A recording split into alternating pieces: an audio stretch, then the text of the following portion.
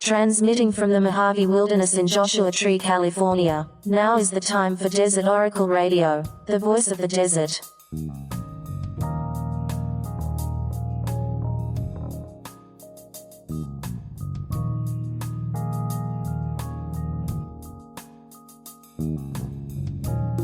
Night has fallen on the desert, and the nighttime is when the hidden creatures emerge from their dens and their burrows.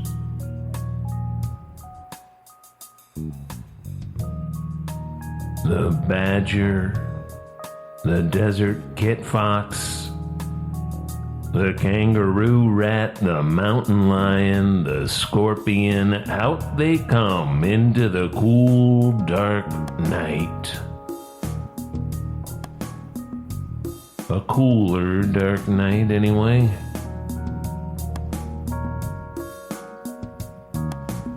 I still sort of scratch my head and wonder.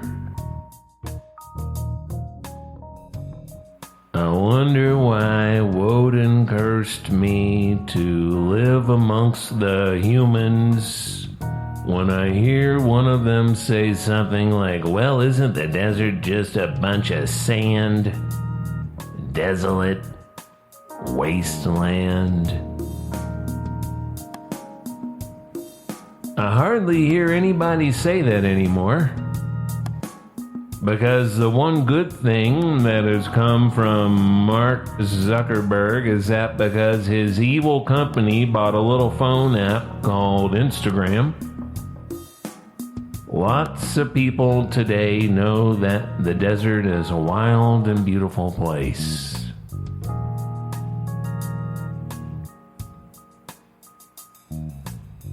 Some of it, anyways. The parts that don't have 100-mile square of tract homes and Walmarts dumped atop it. When you look out on the desert, even on a hot, miserable early September day when it's 110 degrees and even the birds seem tired of it, well, consider the ground. Ask the dust. Look on the ground and you will see footprints or snake prints. In the case of snakes, are the long lines of lizard-tailed tracks through the sand. Bobcat prints, the dainty little prints of innumerable desert rodents and insects. The tracks of the roadrunner, the Gambel's quail. Maybe even some weird tracks. Like we see out here now and then from time to time. Three-toed alligator-looking tracks that go on for maybe 10 yards and just stop. Like it materialized for a quick sprint and then immediately dematerialized.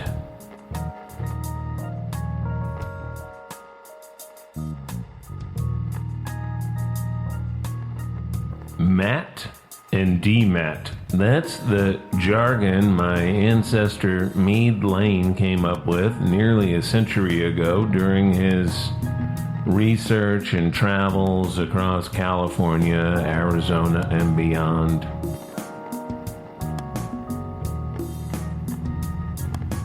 Meade Layne, same weird spelling, was a researcher who came up with the theory of UFOs and other Fortean oddities that would inspire Dr. Jacques Vallée and the author John Keel to reach their own very similar conclusions about the monsters and fireballs and goblins and angels and gods that have haunted us since our first days, our early days as humans and proto-humans.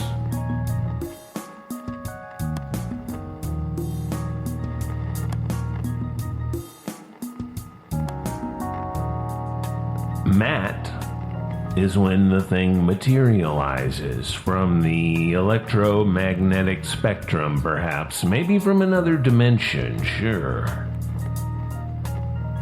But there is plenty of evidence to suggest it all happens on the electromagnetic spectrum.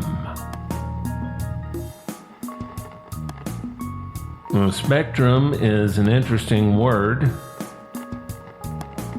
And in a few years, when the cable company changes its name again, because cable and phone companies change their names every few years in a desperate bid to make their customers forget who they are,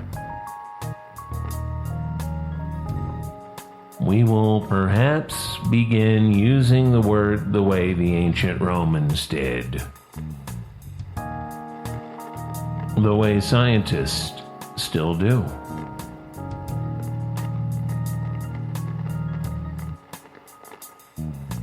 The way the ghost hunters still do when they say specter.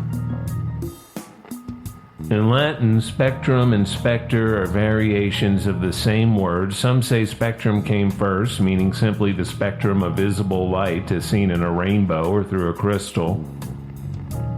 Specter, an apparition, was something that appeared to move into our visible light spectrum, coming in at the ultraviolet level, purple, perhaps taking brief physical form through manipulation of plasma and matter, perhaps an intelligently arranged stack of particles illuminated by light, that curious blend of particle and wave.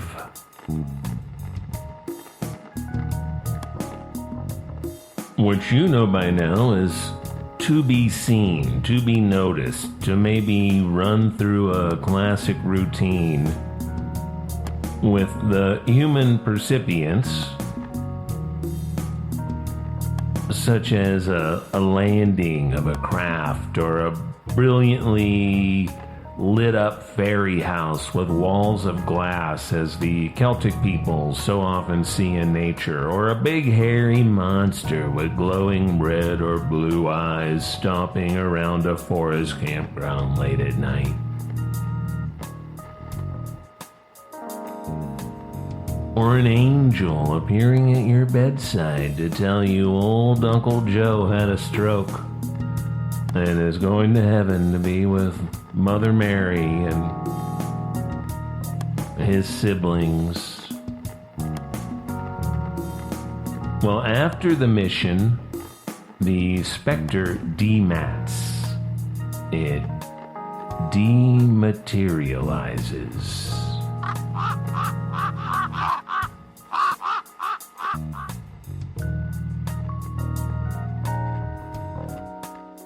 It is one of the strange little synchronicities of this field of study that once I became convinced by the works of Dr. Vallée and John Keel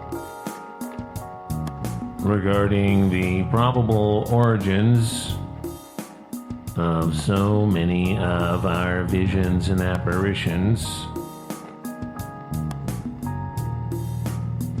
from the superspectrum, that in their own books I would be introduced to the person who introduced them to the concept, who turned out to be my ancestor Meade Layne, who, like me, came west to California, and then he set up his Borderland Sciences research group within a few minutes' walk of the last place that I called home in San Diego, in a little cottage back in the 1990s, just off Adams Avenue. It was not until recently that I found out Meade Layne was in fact my third cousin, thrice removed, as they say, from the lanes of Floyd County, eastern Kentucky, by way of Amherst, Virginia, on the old Frontier Road.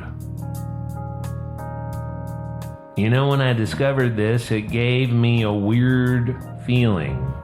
Like when I discovered that Edgar Cayce, the great seer and psychic and clairvoyant and channeler, discovered his line of work through another one of those weird hillbilly lanes from Floyd County, eastern Kentucky.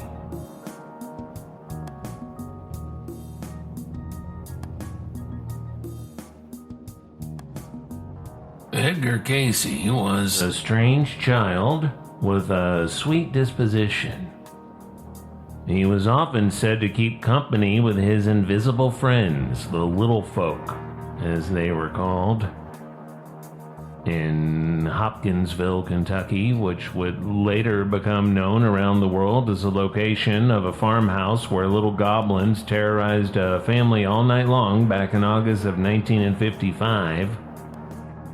It seemed like whenever Edgar Cayce would try to do the normal thing, get a normal job, he would be struck down by something and spend months in bed recovering. So it was in the year 1900.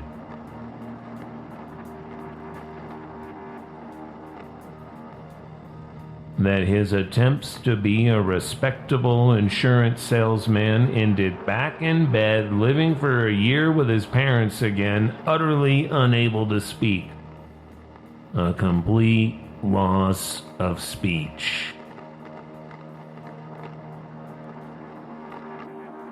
A local hypnotist and disciple of Frank Mesmer not only cured Cayce of his speech loss, he also opened up a channel between Edgar and a vast living intelligence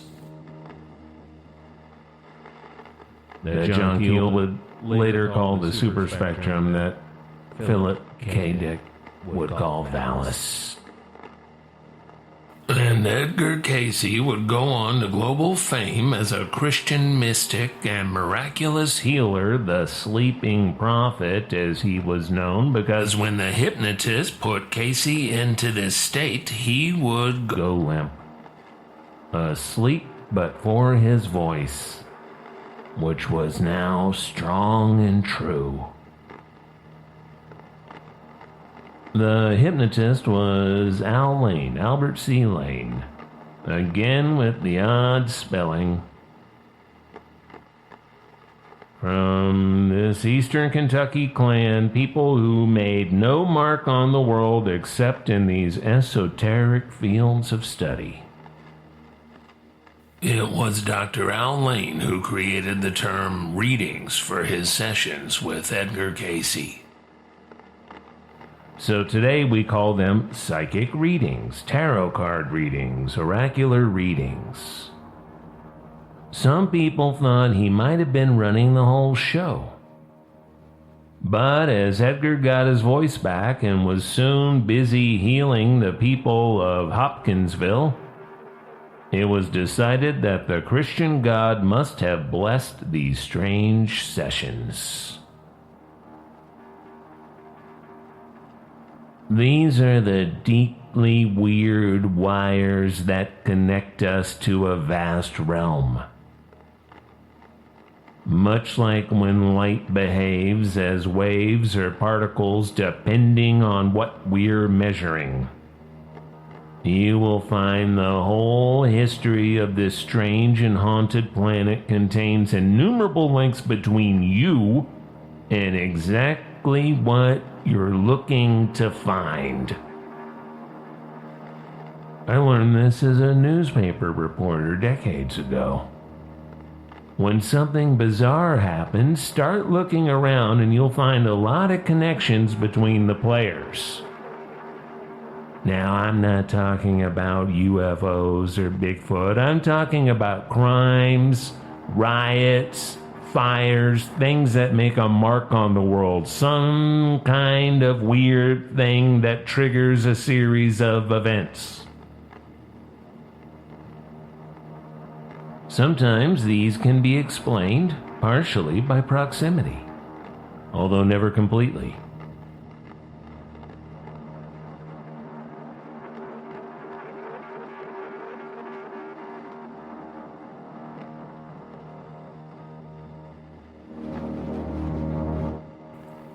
So the cop charged with killing George Floyd, not only knew George Floyd personally, but knew him as a co-worker.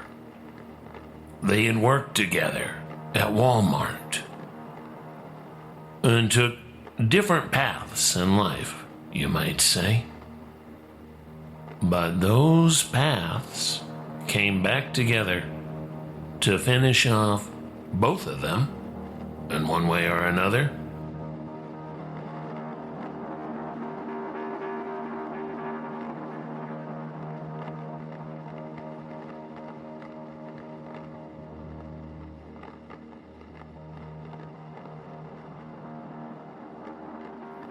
When I was a kid, you could buy a novelty penny with a little engraving of JFK next to Lincoln's head. The penny was real and altered, which is a crime, but whatever. Crime is our business here in America, top down. And the penny was glued to a cardboard bookmark with a list of coincidences regarding Kennedy and Lincoln's lives and violent deaths.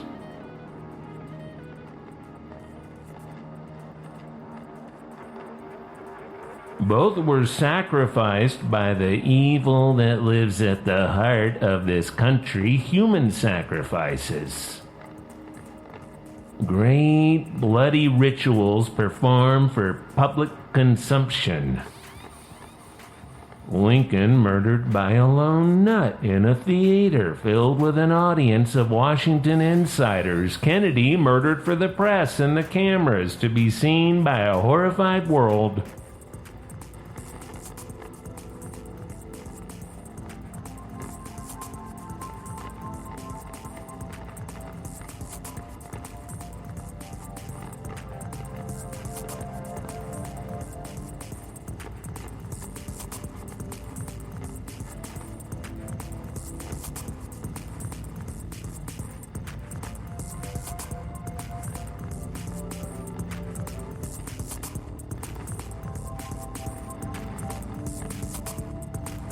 Kennedy's lone nut was Lee Harvey Oswald.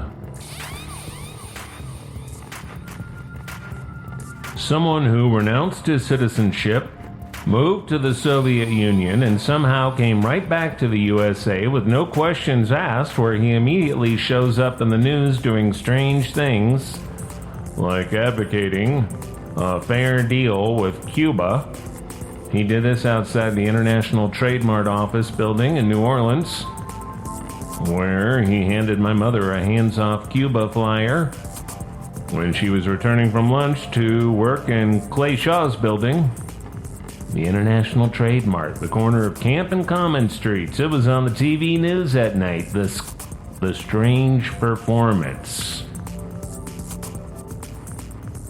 Who really killed John Kennedy? We will always wonder, because the heart of America is troubled and diseased, and the papers continue to be locked away.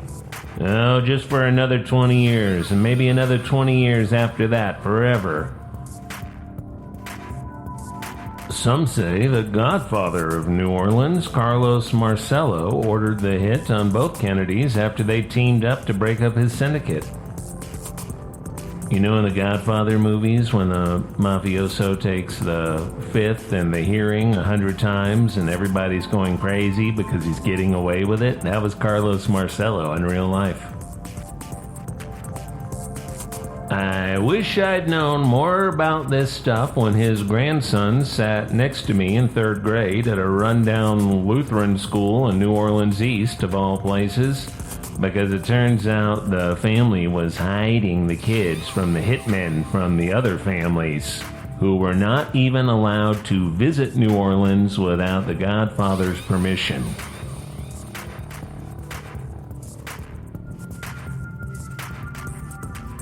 Our Savior Lutheran. Well, I guess it worked for Marcello's grandson, who is still alive, rumors say.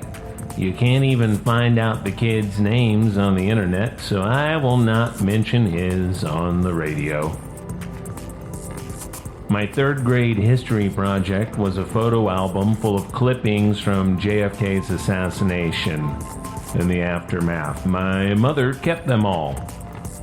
I wonder what Marcello's grandson thought about all that. Clay Shaw, who was later prosecuted unsuccessfully by New Orleans DA Jim Garrison for Shaw's alleged and likely role in the assassination conspiracy, was the kind of character you'd expect to be involved in a lot of weird stuff, but it's always weirder than you think. Clay Shaw reportedly wound up in possession of metal wreckage from a supposed flying saucer that nearly crashed into the waters off Maury Island between Tacoma and Seattle. There was a group of a half-dozen saucers, one wobbling in the center with strange materials falling off. Some of this slag supposedly struck the small workboat piloted by a couple of harbor patrolmen, injuring one, or the son of one in one telling, who was riding along, and killing their dog. White lava, white metal, something like that. June 21st, 1947. This was 4 days before what we call the beginning of the flying saucer era, June 24th of that same strange year, when pilot Kenneth Arnold witnessed 9 strange craft, one shaped like a silver bat-winged boomerang, over the mountains outside Seattle. So Ray Palmer, the Pulp magazine editor, had already hired Kenneth Arnold to write a first-person version of his historic UFO encounter that was on the front pages nationwide in the days after it happened.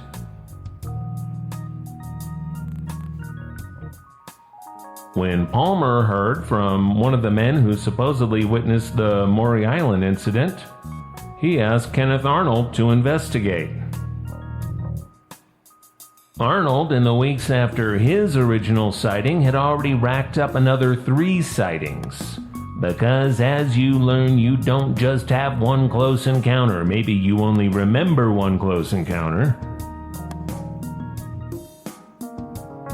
When Kenneth Arnold arrived, he interviewed the 2 men, Fred Chrisman and Harold Dahl.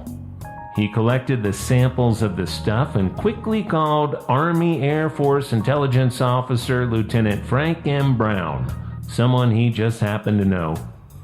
Lieutenant Brown rushed a couple of intelligence officers from California to the scene by way of a B-25 from the old Hamilton Army Airfield in Marin County. Well, the story says they were unimpressed with the samples, although it's hard to know where that story came from, as both officers died on the flight back when the B-25 burst into flames and crashed.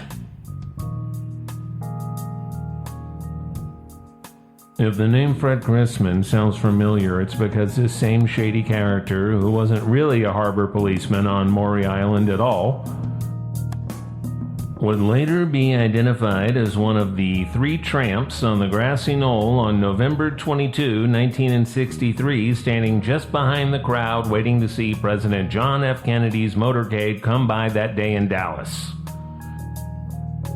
Chrisman, according to the major threads of JFK conspiracy theory, shot JFK or helped for Carlos Marcello and or the CIA. I wonder if George Bush Sr. ever talked about that, maybe on his deathbed 2 years ago, because he was there too on CIA business. Even though he was supposedly a small-town oilman in West Texas in those days. Details of Bush Sr.'s CIA work in the 1960s were published by The Nation magazine in 1988, the year the Skull and Bones man, and by then former CIA director, was elected President of the United States. What did Clay Shaw do with the UFO slag from the Maury Island hoax?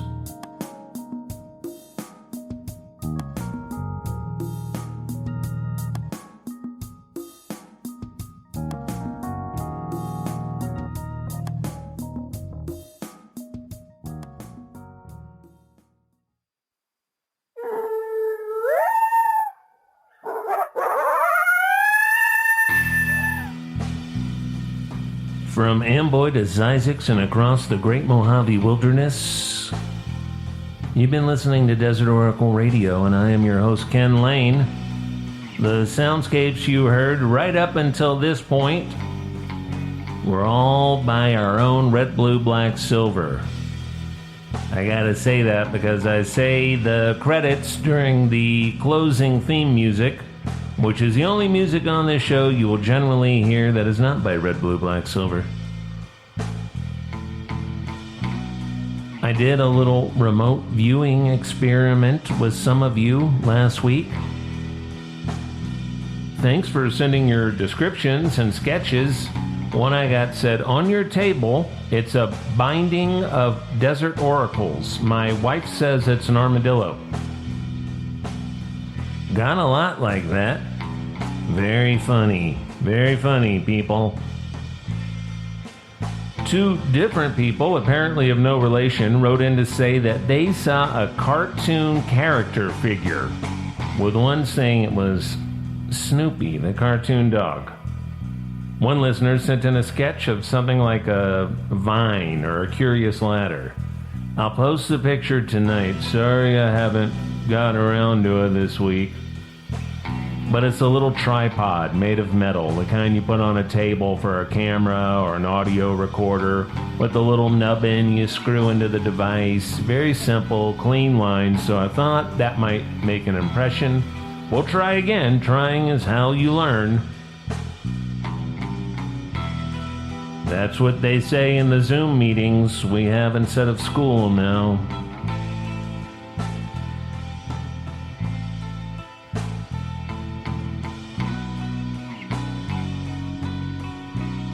Thanks to all of you for tuning in, whether on the radio at KZDZ in the Joshua Tree High Desert, Friday nights 10 p.m. to 11 p.m., or maybe you're listening on the new Lookout FM in Los Angeles and Burbank. That's some good news. Whatever the case, we appreciate it, and we will be back with you next week.